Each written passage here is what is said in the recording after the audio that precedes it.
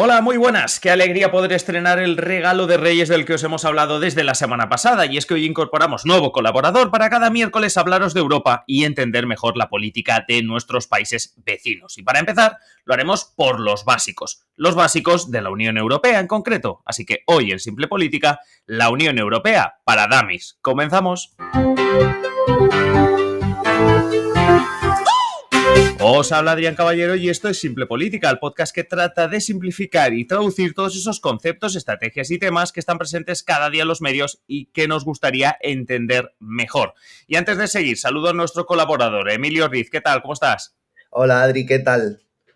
Oye, pues encantadísimo de que estés con nosotros cada miércoles y realmente con muchísimas ganas de aprender más sobre la Unión Europea, sobre los estados que la conforman y de todo lo que pasa, bueno, de lo que pasa ya habitualmente, que hemos tratado de explicar aquí en las 3 temporadas y media que llevamos, pero bueno, que contigo lo haremos muchísimo mejor. Lo que pasa que es verdad que esto es una propuesta tuya y me encanta, y es que empecemos el primer día a sentar las bases. Es decir, antes de ponernos a entender mejor la política europea, vamos con los básicos, ¿no, Emilio?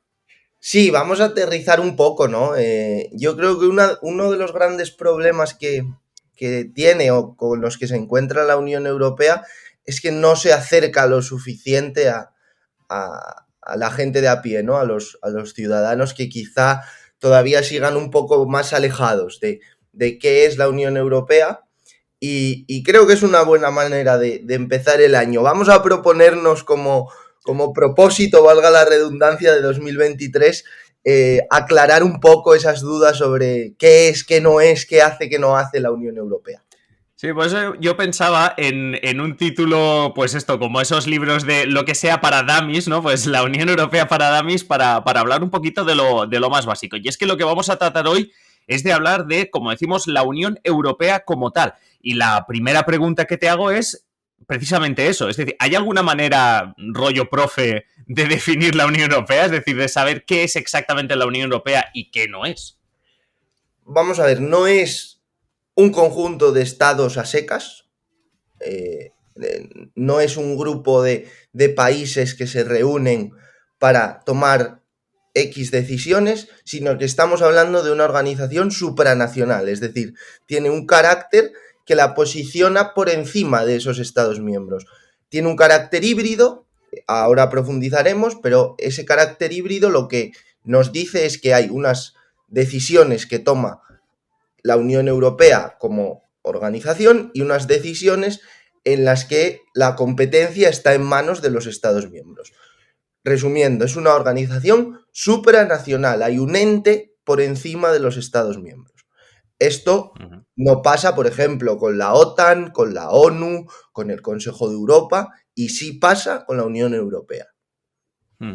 Esto que tú estás diciendo sobre la Unión Europea y estás comparándola con otras instituciones, me lleva también a otra cuestión, y es que hay otras instituciones tipo la OTAN que más o menos, por poco que veamos las noticias, más o menos sabemos lo que hace. Es decir, la OTAN es una organización militar, es un tratado militar en el cual de defensa mutua, bla, bla, bla. Es decir, es relativamente fácil en otras instituciones decirte, oye, pues sepa que sirve, ¿no? Por decirlo así. Pero en el caso de la Unión Europea, si yo te pregunto qué puede hacer, supongo que puede hacer muchas cosas, pero no es como una cosa es qué es la Unión Europea y otra cosa es para qué sirve, ¿no? O qué puede hacer. Esto también es, hay que hacer una distinción en qué puede hacer y qué no. Que son las competencias, ¿vale? O sea, la Unión Europea cuenta con una serie de competencias que comparte o no, dependiendo de la competencia, con los Estados miembros. ¿Esto a dónde nos lleva, Adri? Nos lleva a ver 3 tipos de competencias dentro de la Unión Europea. Por una parte, las competencias exclusivas, que son las que se recogen en el artículo 3 del Tratado de Funcionamiento de la Unión Europea, y son los ámbitos en los que la Unión Europea es capaz de legislar y adoptar actos vinculantes, ella y solo ella. Es decir, es algo que está en manos exclusivamente de la Unión Europea, por eso se llaman competencias exclusivas. ¿Qué nos encontramos aquí? Nos encontramos la unión aduanera, nos encontramos el funcionamiento del mercado interior, nos encontramos, como mucha gente imaginará, la política monetaria de los países de la zona euro, la política pesquera común y la política comercial común. Esas son las competencias exclusivas de la Unión Europea. Ahí los Estados miembros no tienen nada que decir. ¿Por qué no tienen nada que decir? Y esto es un matiz importante. Porque han cedido esa competencia. No es la Unión Europea, que esto es un discurso muy típico en los euroescépticos, no es la Unión Europea la que quita competencia a los Estados miembros, sino que son los Estados miembros los que ceden la competencia a la Unión Europea. Por otra parte, tenemos las competencias compartidas, que están recogidas, mejor dicho, en el artículo 4 del Tratado de Funcionamiento de la Unión Europea, y es evidente por el nombre, ¿no? Creo que todo el mundo puede aterrizar esto bien. Son competencias compartidas en tanto en cuanto el poder de decisión está dividido entre los Estados miembros y la propia Unión Europea. Esta lista es más larga, pero vamos a poner varios ejemplos. La política social, la agricultura y la pesca a través de la PAC, excepto la conservación de los recursos biológicos marinos. Es un matiz que no es muy relevante, pero que hay que tener en cuenta. Y luego tenemos las redes transeuropeas, los transportes, la energía, el medio ambiente, la protección de los consumidores o la cooperación al desarrollo, por ejemplo. Pero también una cosa importante, la salud pública. Y aquí hay dos temas, Adri, que yo creo que son lo suficientemente actuales como para que nos demos cuenta. La salud pública y la energía. Si nos fijamos... Hombre, la energía estos últimos meses... Claro, si nos fijamos tanto durante la pandemia como ahora con la crisis energética, hemos visto negociaciones constantes con Bruselas. Véase el caso español y portugués con el tope ibérico, la excepción ibérica. Es decir, las competencias compartidas a lo que te conducen es a una negociación muy dura, porque muchas veces, la mayoría de veces, es muy dura entre los Estados miembros y Bruselas o la Comisión Europea. Y después ya tenemos algo un poco menos típico, ¿no? Digamos, que son las competencias de apoyo.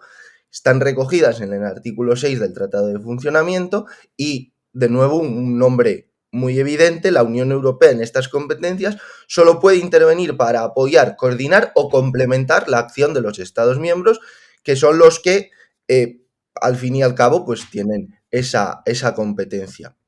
Sí. Y aquí que nos encontramos, de nuevo, algo temas muy sencillos, tipo cultura, turismo, educación, deporte, juventud, formación profesional o la cooperación administrativa, además de, pues, de nuevo, ciertos matices dentro del tema sanitario. Eso es lo que puede hacer y no puede hacer la Unión Europea. De nuevo, otro matiz importante, me repito con lo que dije antes. Lo que no puede hacer la Unión Europea no lo puede hacer porque los Estados miembros no consideran que lo pueda hacer. Si mañana se reformase el tratado, estamos bajo el Tratado de Lisboa que lleva en vigor desde 2009, si mañana se reformase y vamos a poner que se saca adelante otro tratado, ese tratado podría incluir perfectamente cambios en estas competencias. Es decir, no son algo estanco, pero de momento esa es la foto de qué puede hacer y qué no la Unión Europea. Bueno, interesante porque, como tú decías, sobre todo hay temas tipo sanidad o energía que nos tocan muy cerca o como mínimo nos retrotraen, como tú dices, a la pandemia o a lo que está sucediendo en estos últimos meses. Oye, deja que te haga otra pregunta que en esto seguramente si nos está escuchando Noelia Casado pues se va a echar unas risas porque le tocó a ella en el trivial que hacemos en Twitch y es la diferencia, que aquí espero que tú nos ayudes un poquito más, aunque dínoslo de forma resumida que sé que podemos estar media hora, ¿eh? La diferencia entre el Consejo Europeo, el Consejo de Europa y el Consejo de la Unión Europea. La gran pregunta. Sí, la gran el pregunta. meme. El meme de los Spidermans. Esto hay que empezar con un descarte. Vale. El Consejo de Europa no es una institución de la Unión Europea. Ergo, Venga, lo siento mucho, pero se queda fuera de nuestro... Venga, hasta luego. Vale, entonces tenemos Consejo Europeo y Consejo de la Unión Europea. Efectivamente. El Consejo Europeo agrupa a los jefes de Estado y de Gobierno de los 27 Estados miembros, solo y exclusivamente a los jefes de Estado y de Gobierno. Es decir, es una institución que agrupa a los líderes. Sí. Nada más. Vale. Digamos que tiene labores de decisión, de coordinación, son quienes tienen que dar la última luz verde a las decisiones que se toman, porque al final, en muchos temas, como hemos visto antes, son los Estados miembros los que tienen la última palabra. Sí.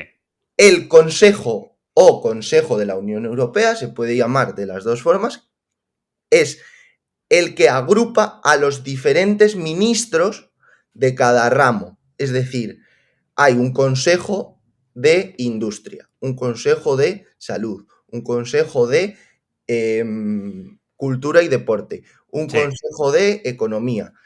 El consejo a secas o consejo de la Unión Europea agrupa a los ministros y es colegislador con el Parlamento Europeo, tiene una labor legislativa. Tan fácil como eso, no hay ningún otro tipo de complicación. Es verdad que con el nombre no se rompieron la cabeza, pero lo cierto es que es mucho más fácil de lo que la gente piensa. De las 3 instituciones del meme, como decíamos, hay que quedarse solo con 2, Consejo Europeo y Consejo de la Unión Europea o Consejo, y el Consejo Europeo agrupa a los líderes, el Consejo o Consejo de la Unión Europea agrupa a los ministros y colegisla junto con el Parlamento Europeo.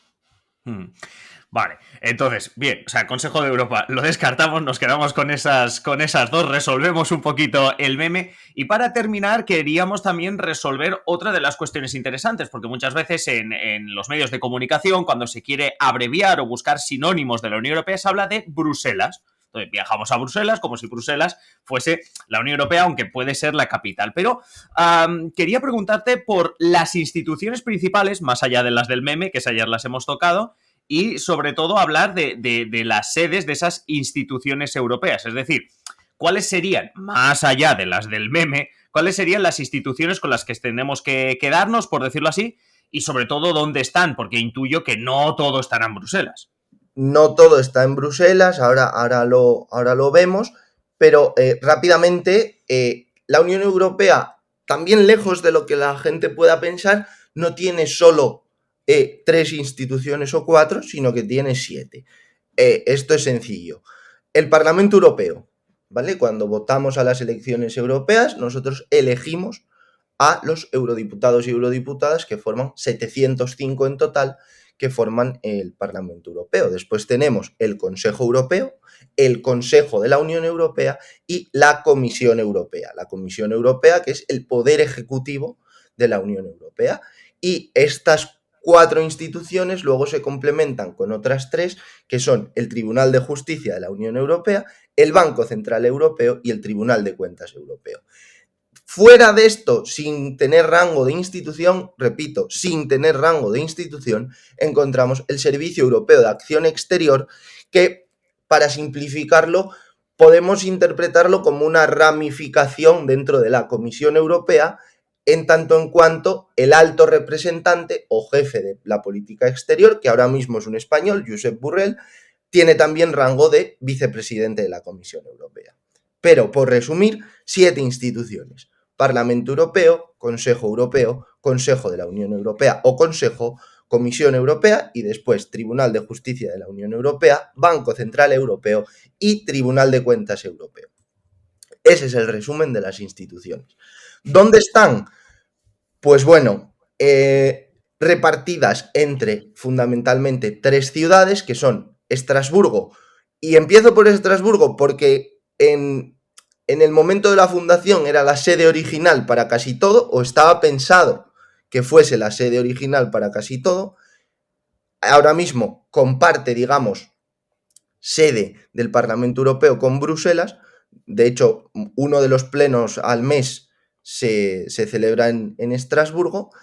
Bruselas, evidentemente, es la sede por antonomasia de casi todas las instituciones, pero también tenemos Luxemburgo. Luxemburgo es sede del Consejo de la Unión Europea por una parte, también es sede de la Comisión Europea por otra parte y es sede también del Tribunal de Justicia de la Unión Europea y del Tribunal de Cuentas Europeo.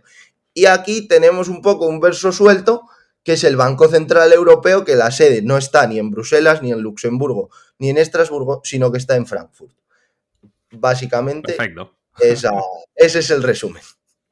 Bueno, pues está bastante interesante. Yo creo que hemos hecho, no sé si estarían todos los episodios como para que nos compren el libro de la Unión Europea para Dummies, pero creo que los capítulos básicos los tenemos, y con estos capítulos básicos lo que pretendemos es iniciarnos en esto de la Unión Europea, porque tenemos la suerte, Emilio, de que nos vas a acompañar cada miércoles, especialmente repasando pues aquello que sea de actualidad y ayudarnos a entender un poquito qué es lo que pasa. No sabemos si en Bruselas, en Estrasburgo, en Frankfurt, cada semana veremos dónde matizaremos. O en alguna de las capitales europeas donde se puede estar liando alguna gorda. Eso. Bueno, que el miércoles que viene te volvemos a escuchar. Muchísimas gracias, Emilio, muchísimas gracias. Un abrazo, Adri, hasta el miércoles.